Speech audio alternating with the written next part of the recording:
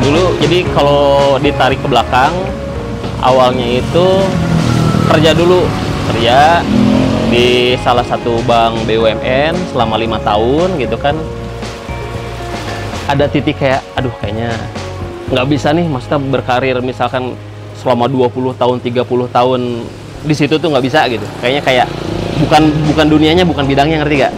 Terus akhirnya 2012, awal 2012 mutusin buat resign dari kerjaan gitu kan, karena udah kayaknya usaha lah gitu ya. Akhir 2012 resign. Dari 2012 tuh akhirnya punya 4 outlet risol, tapi di Sukabumi semua, plus 1 food truck. Jadi ada 5 nih jalan semua nih di Sukabumi nih ceritanya waktu itu.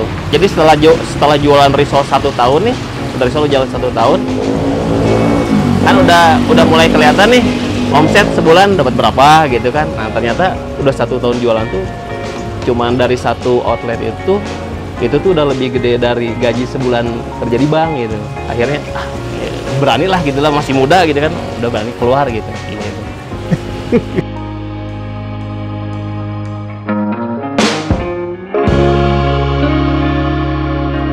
Assalamualaikum warahmatullahi wabarakatuh.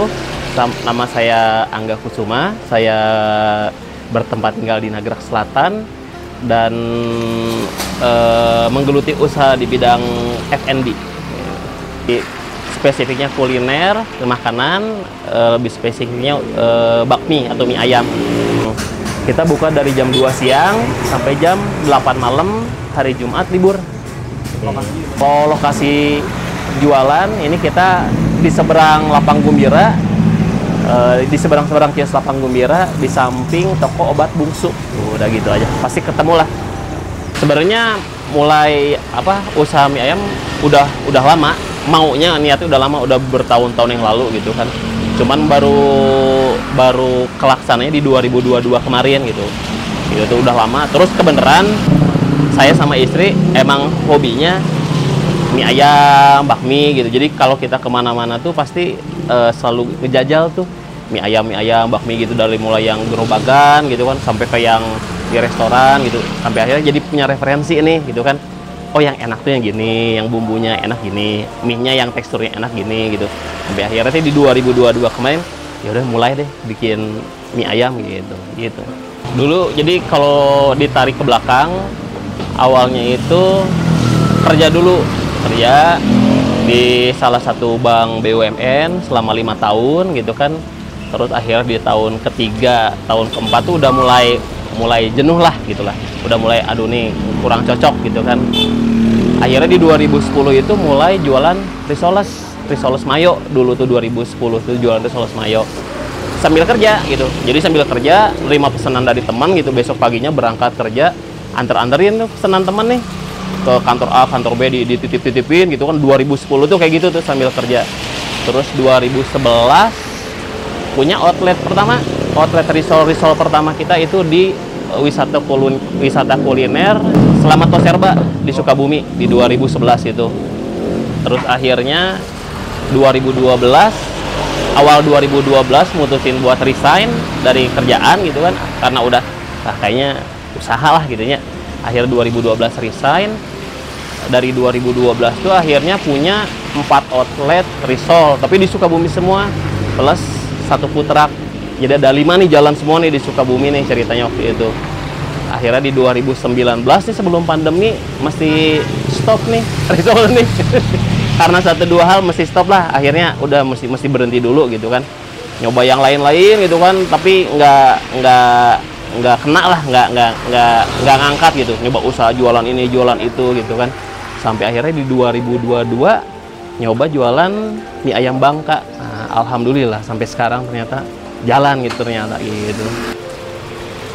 Ada titik kayak, aduh kayaknya nggak bisa nih, maksudnya berkarir misalkan selama 20 tahun, 30 tahun di situ tuh nggak bisa gitu. Kayaknya kayak bukan dunianya, bukan bidangnya, ngerti gak? Nah terus balik lagi kan, emang sukanya apa sih gitu kan kira-kira. Dulu tuh zaman kuliah tuh mau ngambil perhotelan sebenarnya, mau ngambil jurusan F&B gitu. Akhirnya kesalurin ya udah di situ gitu. Jadi buka usaha F&B kuliner gitu di situ. Pas awal juga sebenarnya, jadi setelah jualan risol 1 tahun nih, risol jalan 1 tahun, kan udah mulai kelihatan nih omset sebulan dapat berapa gitu kan. Nah ternyata udah 1 tahun jualan tuh cuman dari 1 outlet itu tuh udah lebih gede dari gaji sebulan kerja di bank gitu. Akhirnya beranilah gitu lah, masih muda gitu kan, udah berani keluar gitu. Gitu. Dulu omset jualan risol sebulan nyampe 20-an bersih. Dari keseluruhan itu. Jadi udah kepotong ini itu buat belanja segala macam tuh kurang lebih tuh 20-an bersihnya gitu. Awalnya tuh gara-gara lihat acara di TV, ceritanya waktu itu. Acara di TV itu pas udah resign kerja. Acara di TV itu tuh wawancara, ada namanya tuh Arya Galih, Chef Arya Galih. Ari Galih ya, nah Chef Ari Galih. Nah Ari Galih itu yang ownernya Jakarta Food Truck. Itu tuh kalau nggak salah 2013 dulu. Nah jadi di wawancara itu tuh dia tuh nerangin gitu kan, kayak misalkan, food truck teh konsepnya begini, layoutnya gini, food truck tuh mesti gini-gini, keunggulan food truck gini, kelemahan food truck. Di 2013 tuh ngeliat wawancara itu di TV gitu. Nah pas dari situ kayak mesti punya nih gitu. Udah akhirnya di 2015 kesampaian punya. Setelah 2 tahun setelah lihat wawancara itulah berarti. Kalau keuntungan yang pertama, kalau mobile lebih gampang. Jadi kalau ada event gitu kan nggak repot, mesti banyak prepare gitu, tinggal datang, parkir, buka, beres gitu kan. Ada pesanan catering, bawa mobil, buka, beres gitu. Tapi kalau kekurangannya itu kalau buat tempat jualan butuh space yang lumayan gede gitu. Beda nggak kalau gerobak gitu ya.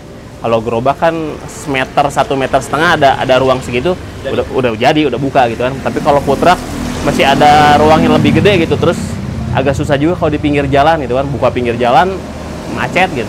Itu sih lebih. Kalau mie ayam yang dijual sebenarnya mie ayam Bangka, tapi jenisnya ada yang yamin asin, yamin manis gitu kan. Terus sekarang tuh yang lagi banyak banget dipesannya tuh mie pangsit rebus. Mie pangsit rebus kita tuh lumayan banyak lah peminatnya.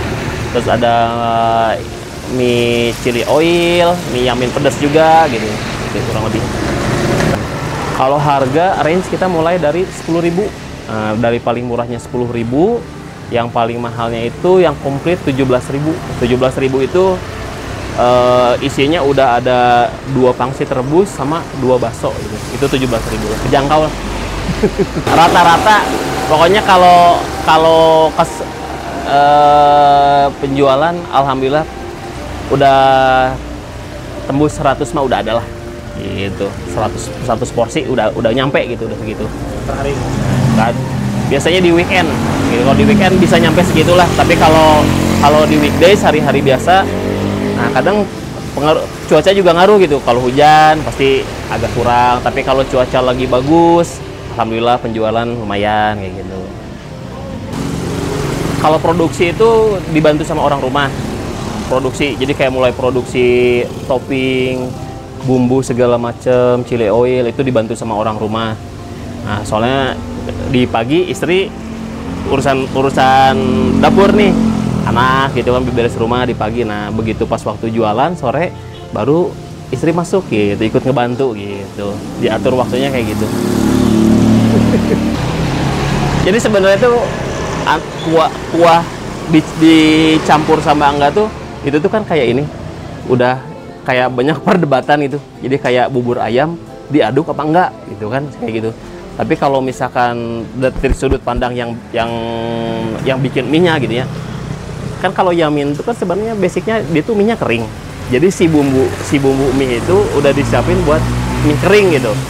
Nah jadi sebaiknya kuah itu jangan dibanjur, soalnya nanti si rasanya pasti bakal berkurang gitu. Nah bagusnya tuh harusnya tuh si kuah tuh buat diseruput, atau kalau misalkan mau dicampur ke mie, kasih cukup 2 atau 3 sendok aja, jadi biar si mie-nya tuh basah lagi. Nah kayak gitu. Rekor jualan tuh malah pas lagi uji coba jualan. Jadi belum resmi jualan kayak begini.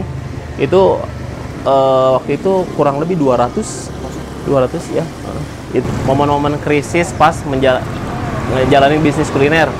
Pernah, itu di 2021 pas pandemi. Jadi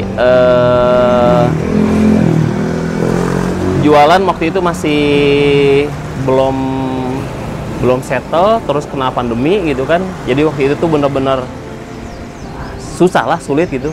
Jadi pernah ngalamin kayak dulu tuh pokoknya tuh puncaknya tuh pernah kayak ini sisa uang di tabungan teh tinggal 86.000 gitu. Jadi wah, udah susah ngelangkah gitu. Nah, itu paling krisis teh itu. Dulu tuh mengatasinya yang paling pertama ya ngejual aset. Jadi mulai ngejual aset kayak, tapi ngejual aset tuh bukan buat senang-senang gitu nya, bukan ngejual-jualin barang buat foya-foya makan, enggak, tapi kayak dari barang yang kecil gitu, dari misalkan kayak punya sepatu dijual, kaos band dijual gitu kan, sampai terakhir teh kendaraan dijual gitu. Jadi itu mah buat muterin aja gitu, buat muterin, oh buat modal, buat dapur apa gitu. Tapi ya, alhamdulillah bisa dilewatin lah itulah gitu. Alhamdulillah. Momen paling berkesan itu biasanya kayak misalkan contohnya gini, malam-malam ada yang datang jauh-jauh dari Parung Kuda gitu. Ditanya dari mana? Dari Parung Kuda cenah. Sengaja gitu, maksudnya malam-malam dari Parung Kuda ke sini cuman buat makan mie gitu. Nah, kayak gitu. Terus kayak ada misalkan waktu itu ada suami istri makan di sini, tapi nggak tahu, kayaknya bukan orang sini gitu. Suami istri ngomong di sini, terus dia cerita gitu, pas udah bayar cerita, oh ini rasanya kayak yang di Jakarta dulu pas kita suka makan sama suami, jadi kayak nostalgia. Nah, itu tuh ini pisan gitu kan. Pertama kita pakai bahan-bahan yang bagus, bahan-bahan yang premium. Terus kedua kita pakai mie itu yang fresh setiap hari. Jadi bikin hari itu buat dijual hari itu gitu. Jadi besoknya selalu mie tuh selalu baru gitu. Untuk kaldunya juga setiap hari kita baru, jadi nggak pernah misalkan kaldu sisa disimpan dipakai lagi besok, nggak. Jadi sisa hari ini buang, besok bikin kaldu baru. Nah, mungkin itunya sih kayaknya mah. Passion. Jadi kayaknya mah pelampiasan karena dulu tuh kan apa kuliah tuh mau masuknya tuh perhotelan, ngambil jurusannya F&B juga, kuliner, tapi akhirnya nggak keterima, jadi salah jurusan, ngambil yang lain gitu kan. Jadi akhirnya pas usaha teh udah ke situ gitu, karena senangnya emang dunia kuliner gitu. Apa ada turunan dari orang tua apa? Ada kayaknya. Soalnya dulu mamah itu dulu pas masih di Jakarta punya usaha kue, bikin kue kering, bikin roti. Nah, kayaknya ada dari situ juga gitu kayaknya gitu.